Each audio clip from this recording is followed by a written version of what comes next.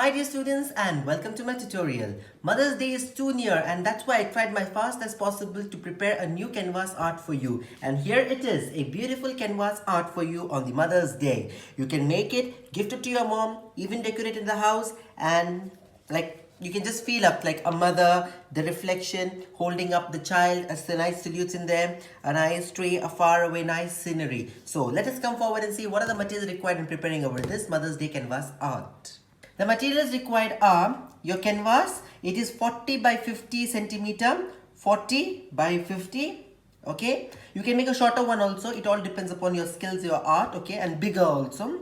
An easel, spray, this one, glossy spray sheet for the last one, hair dryer, various paints. Okay, we're using titanium white, Mars black, midnight blue, even phthalo blue would work, lemon yellow, mid yellow, or a fluorescent yellow would work also.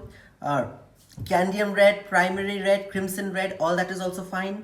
Here you have a fluorescent green. You can also use leaf green, lemon green, sap green, brown color, normal brown. Okay, brushes I'm using 14 and number 4 flat brushes, and number 6 I'm using this one, round brush. You can also use other type of brushes if you feel yourself to be comfortable in order to fill up different areas in here, like especially the small detail work such as your moon or the birds, some stars. Okay, so basically for the stars I had used the back of my brain brush just to pick up in there, and other types of other detailed work that you require. So let us come forward and see the first process in preparing our painting.